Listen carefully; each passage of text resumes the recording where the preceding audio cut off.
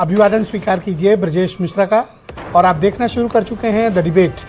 बहनों भाइयों, वैसे तो 5 राज्यों के चुनाव हो रहे हैं, लेकिन 2 ऐसे राज्य हैं जो सर्वाधिक प्रतिष्ठा परक हैं और जहां के चुनाव पर पूरे भारत की नज़र है।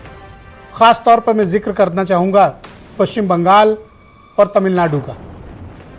ये 2 ऐसे बैटल ग्राउंड है जहां पर बीजेपी कभी नहीं जीती और इसको जीतने के लिए वो कोई भी कमी या कोई भी कसर छोड़ना भी नहीं चाहती। बीजेपी हर तरफ से घेराबंदी करके पश्चिम बंगाल और तमिलनाडु का चुनाव इस बार बड़ी मजबूती से लड़ रही है। लेकिन क्या स्टालिन और ममता अपना किला बचा पाएंगे या फिर इसमें बीजेपी का कब्जा होगा? आज चर्चा इसी विषय की। बहन भाइयों, देश का सर्वाधिक प्रतिष्ठापरक चुनाव इस पूरे साल का पश्चिम बंगाल में लड़ा जा रहा है। ममता बनर्जी चौथी बार के लिए लड़ रही हैं।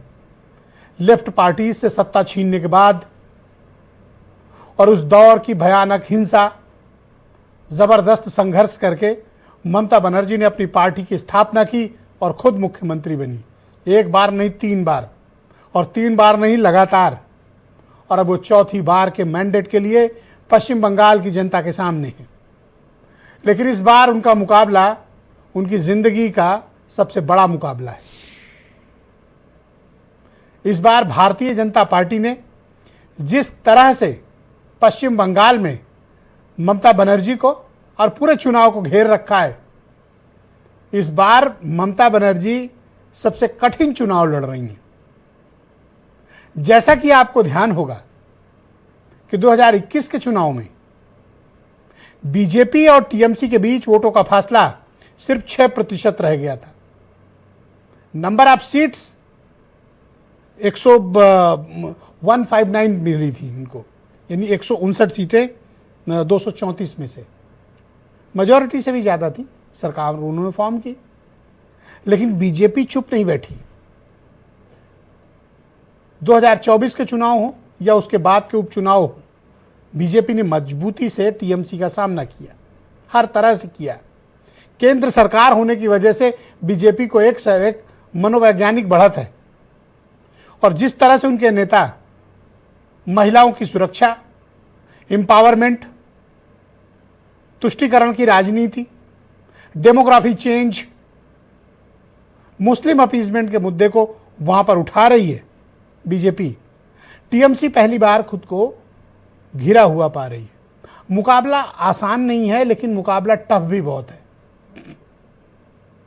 ममता बनर्जी के पास जो ताकत है वो उनकी ईमानदारी, उनकी जुझारूपन, सांगठनिक एकता और बंगाल अस्मिता की लड़ाई। आज भी पूरे बंगाल में, बंगाली कम्युनिटी में ममता बनर्जी से बड़ा कोई बंगाली नेता नहीं। और ये बात पक्ष हो या विपक्ष, हर कोई स्वीकारता है। लेकिन उनका मुकाबला शुभेंदु अधिकारी से नहीं है। ममता बनर्जी का मुकाबला इस बार नरेंद्र मोदी और अमित शाह से है, पूरी बीजेपी से है। केंद्र की सरकार पूरी ताकत के साथ पश्चिम बंगाल का चुनाव लड़ रही है। तो बंगाल के नतीजे कुछ भी हो सकते हैं। बंगाल चौंका भी सकता है, ममता बनर्जी को झटका भी लग सकता है, क्योंकि वोटों का फासला सिर्फ 6 था। 90 लाख वोटों का आता पता नहीं है कि वो पड़ेंगे नहीं पड़ेंगे। 90 लाख वोट डिलीट हुए थे। उनका क्या होगा? और ये पूरा चुनाव पश्चिम बंगाल की पुलिस नहीं, सीआरपीएफ करा रही है। 2.5 लाख सीआरपीएफ जवान और अधिकारी पश्चिम बंगाल का चुनाव करा रहे हैं। इसलिए मैं कह रहा हूं, पश्चिम बंगाल की लड़ाई पूरे देश में बिल्कुल अलग है। और अगर इन सब घेराबंदी के बाद भी ममता बनर्जी चौथे दौर के लिए चुन ली जाती हैं, उनकी पार्टी जीत जाती है, बहनों भाइयों, ये राजनीतिक करिश्मा होगा। और वो जीत अगर होगी टीएमसी की, तो बंगाल अस्मिता के नाम पर जो मुद्दा चुनाव के दौरान उठा है, वो मुद्दा ही ममता बनर्जी को इकलौता किक दे सकता है, बीजेपी पर बढ़त दे सकता है। बाकी तो वहाँ पर मुद्दे दोनों तरफ से एक जैसे हैं और वोटिंग परसेंटेज में ज़्यादा फासला नहीं है। अब आते हैं तमिलनाडु। 73 साल के स्टालिन, उनका करिश्मा तमिलनाडु में अभी भी चल रहा है। बीजेपी से एक चूक हो गई ये जो डिलिमिटेशन का मुद्दा था, इसको तमिल प्राइड के साथ जोड़ दिया गया और ये कहा गया कि साउथ का हिस्सा, साउथ की राजनीतिक हिस्सेदारी घटाई जा रही है। लास्ट आवर में स्लाग ओवर जिसको कहते हैं, उसमें बीजेपी से ये चूक हो गई और उसका खामियाजा अन्ना द्रमुक भी भुगतेगा। स्टालिन जो संघर्ष करते दिख रहे थे, डिलिमिटेशन का मुद्दा जैसे ही संसद में आया बिल, उस मुद्दे को भुनाने में स्टालिन ने कोई कसर नहीं की, लेकिन राहें उनके लिए आसान नहीं। तमिल के सुपरस्टार विजय का जो करिश्मा है वो हर कोई मोबाइल पर, टेलीविजन पर देख चुका है।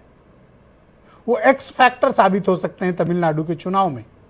वो द्रमुक का बढ़ता हुआ रास्ता डीएमके का रोक सकते हैं। अन्ना द्रमुक को उनसे कोई फायदा हो या ना हो, लेकिन विजय को जिस तरह से मैसिव ग्राउंड सपोर्ट पब्लिक का मिला है, वो डीएमके की नींव को हिलाने के लिए पर्याप्त है। तो क्या डीएमके का विकल्प बनेंगे विजय? अगर ऐसा बनते हैं तो बड़ी बात होगी। जो पॉलिटिकल एनालिस्ट हैं वो जोड़ते हैं कि इसी तरह की हवा तो प्रशांत किशोर की भी थी बिहार में, पर क्या हुआ? पर बहनों भाइयों, मैं आपसे कहना चाहता हूं, तमिलनाडु में एक्टर और एक्ट्रेस भगवान के समान पूजे जाते हैं। हालांकि कई लोग फ्लॉप भी हुए उसमें, लेकिन कुछ महान अभिनेता तमिलनाडु के लीडर्स भी बने। बहुत से उदाहरण हैं। तमाम फेल भी हुए, फ्लॉप भी हुए। कमल हसन, मेगा सुपरस्टार रजनीकांत नाकाम भी रहे, लेकिन सफलता के भी बहुत लोग हैं। करुणानिधि उसका उदाहरण थे, जयललिता उसका उदाहरण थी। ये सब फिल्म इंडस्ट्री की लाइन से आए लोग थे। लेकिन तमिलनाडु क्या चाहता है और तमिलनाडु के मन में क्या है? बीजेपी तमिलनाडु को कभी भेद क्यों नहीं पाई? उसका क्या कारण है? और क्या द्रविड़ मॉडल काम करेगा? और जिस तरह का प्रचार हुआ है और जिस तरह का वहां पर राजनीतिक परिस्थितियां हैं, तमिलनाडु इस बार कुछ तय करके बैठा हुआ है। अब विजय वाला जो फैक्टर है वो एक्स फैक्टर जरूर साबित हो सकता है, ऐसा मुझे लगता है। तो आप कुछ स्टेटमेंट सुन लें, फिर आज की बेहद दिलचस्प चर्चा है। आपको तमिलनाडु और पश्चिम बंगाल की राजनीति में क्या चल रहा है, और कल यहां पर वोट पड़ने जा रहा है। तमिलनाडु में पूरा वोट पड़ेगा और पश्चिम बंगाल में एक फेज का। तो कुछ बयान सुनिए। पहले चरण के होने वाले चुनाव में 80% सीटें भारतीय जनता पार्टी जीतने जा रही है। और मैं कह सकता हूं, जब 4 मई को परिणाम आएंगे तो बंगाल के अंदर भगवा ध्वज लहराया जाएगा। यही दीदी बोल के ममता जी को पुकारा है, इसका भी करारा जवाब आपको 4 मई को जरूर मिलेगा। आप शायद भूल जाते हैं कि ये जो दीदी शब्द है, ये सिर्फ एक शब्द नहीं, ये एक भावना है, ये एक इमोशन है। और ममता बनर्जी आप जैसे मैजिक पॉलिटिकल लीडर नहीं है, वो बंगाल के लोगों के घर की बेटी है। और बंगाल में अक्सर बेटियों को माँ कहकर भी बुलाया जाता है। बंगाल के लोग कभी अपनी माँ का अपमान, अपनी बेटी का अपमान और अपनी दीदी का अपमान नहीं सहेंगे। तो बहनों भाइयों, आज की इस डिबेट को आगे बढ़ाएंगे। संजय चक्रवर्ती मेरे साथ मौजूद हैं, तृणमूल कांग्रेस के सीनियर लीडर हैं। राजेश चौधरी उत्तर प्रदेश में भारतीय जनता पार्टी के प्रवक्ता हैं। डॉक्टर इंदुकांत दीक्षित हमें थोड़ी देर में ज्वाइन करेंगे, बेंगलोर के बहुत ही जाने माने साउथ की राजनीति के एक्सपर्ट जर्नलिस्ट हैं। रिक्सुंदर शामसल साहब मेरे साथ मौजूद हैं, पश्चिम बंगाल से बहुत ही जाने माने पत्रकार हैं। अनुराग वर्मा बहुत ही वरिष्ठ पत्रकार हमें दिल्ली से ज्वाइन कर रहे हैं।